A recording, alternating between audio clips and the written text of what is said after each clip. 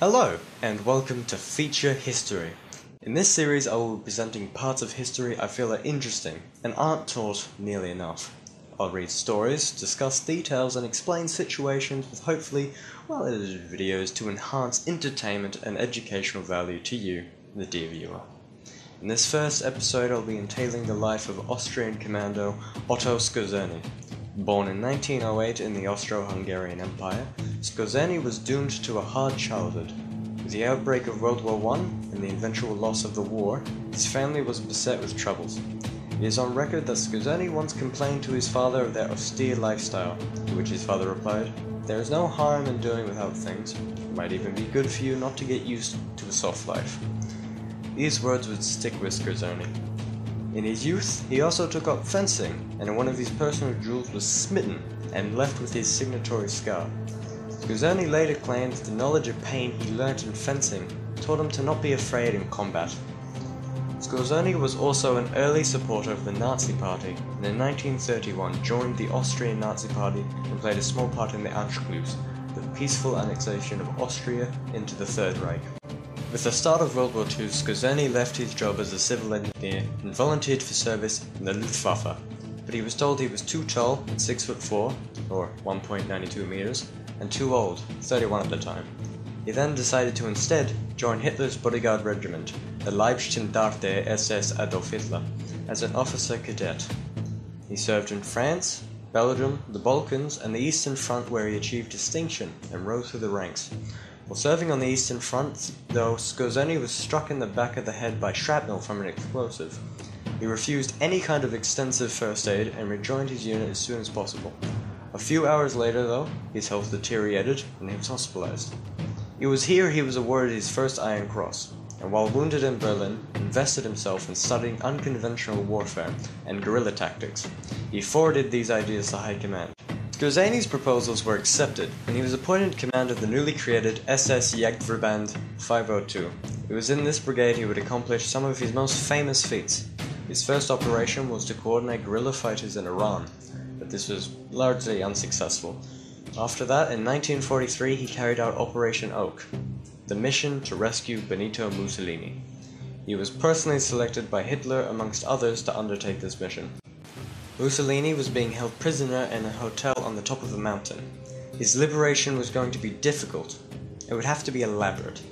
An attack plan was formulated by General Kurt Student, Harold Moors, and Skorzeny. Skorzeny and other elite German commandos flew gliders out to the mountaintop.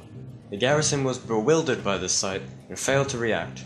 Flying with them was Italian General Fernando Soletti, who was to order the garrison to stand down. They complied, and Skorzeny met with Mussolini and escorted him out of his remote prison without a single shot being fired. Skorzeny became famous in Germany for his accomplishments and was awarded the Knight's Cross of the Iron Cross. Later came Operation Long Jump, an alleged operation to eliminate the Big Three: Winston Churchill, Joseph Stalin, and Franklin Roosevelt. The mission was unveiled by Soviet counterintelligence, but Skorzeny and many others dismissed the operation as it had never existed, and that the leak was only Soviet propaganda. Skorzeny continued to carry out missions to some extent of success, but his last operation for the Third Reich is quite infamous. During the Battle of the Bulge in 1944, Skorzeny rounded up about 24 of his own men that were proficient in English, and dressed them in captured US uniforms, and equipped them with US weaponry, jeeps, and even panzer tanks repainted to look like the US tanks. These disguised troops went behind enemy lines and would open fire upon Allied regiments and cause disruption and confusion amongst the Allied front. Several of the troops captured reported that Skorzeny was using this distraction to get to Paris and assassinate Dwight D. Eisenhower. This was a lie, but the Allies believed it, and so Eisenhower spent his Christmas in isolation. Skorzeny became infamous for this, and he became known as the most dangerous man in Europe. And Eisenhower made sure that wanted posters with his face on them would be plastered amongst Allied camps. With the fall of Germany, Skorzeny was captured. He was held as a POW for more than 2 years prior to being tried as a war criminal at the Dachau trials in 1947 for his actions during the Battle of the Bulge.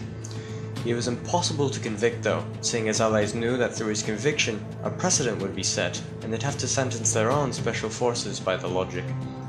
They also could not prove Skorzeny ever did actually order his men to fight, in US uniforms.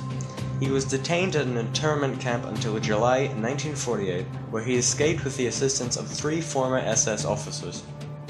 Skorzeny, though, claimed that the US had faked his escape as to allow them to recruit him. Skorzeny was in high demand.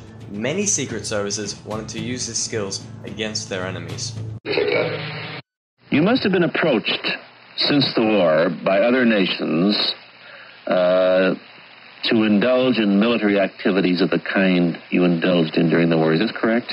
Yes, this has happened. Yes, exactly. And there is a lot of countries which oppose. Would you name some of the countries? Oh, I can name, for instance, United States of America. They were nearly the first one. Is that so? Something, yes. What did they want you to do? Oh, some special work. On September 11th, 1962, a German scientist vanished, Heinz Krug, who had been under the employ of the Egyptian government. He had been in his office, and now he was gone. Mossad, the infamous Israeli secret services, was suspected. With 1948's Arab-Israeli War in living memory and tensions building up to the Six-Day War in 1967, Israel had made stopping German scientists working with Egypt a top priority. As you see, those German scientists were working on a rocket program, and not the kind that sends a man to the moon. For several months, Krug and other German scientists had been receiving threatening messages that were intended to apply pressure on them to leave Egypt. This had worked for other scientists, but Krug was most adamant on staying in Egypt, so of course, Mossad didn't like this very much. Mossad though needed a man who knew these scientists, someone these scientists could trust. They needed a Nazi.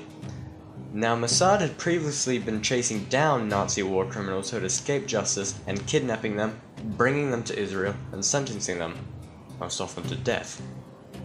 Skorzeny at the time was living in Spain, which was rather tolerant of Nazis, given that Spain was still at this time a fascist country. Skorzeny lived in a villa with his wife, Ursula von Fichtenstein. They frequented a bar quite often. 2 Mossad agents, disguised as a German couple, entered the bar. They talked with Skorzeny and his wife, and said they had been robbed earlier in the night. The conversation continued and got somewhat flirtatious in areas. Ilse invited the couple to stay the night at their villa, considering they had no passports or money. The couple gladly accepted. Upon entering Skorzeny's villa, Skorzeny, the charming host, pulled a gun on the couple. He said, "I know who you are, and I know why you're here. You're Mossad, and you've come to kill me." The man unflinchingly responded, "You are half right. We are Mossad, but if we had come to kill you, you would have been weeks ago." "Or maybe," Skorzeny said, "I would rather just kill you." The woman interjected, "If you kill us, the ones who come next won't bother to have a drink with you. Our offer to you is just for you to help us." Skorzeny was intrigued, but Mossad agent's offer of money did not interest him. He had enough. Skorzeny instead told him that he wanted his name removed from the famous Vienna-based Nazi hunter Simon Wiesenthal's list. He was told to consider it done. Skorzeny killed Heinz Krug and carried out other missions for Mossad. Once Hitler's favorite commando had turned into an Israeli assassin. Skorzeny was declared denazified in absentia, which allowed him to come out of hiding. He published memoirs and did interviews up until his death in 1975, age 67. Like an awful lot of grand people, he died a very ungrand death. He died of cancer. His funeral was attended by many German military veterans who did not hesitate to give the one-armed Nazi salute to say goodbye.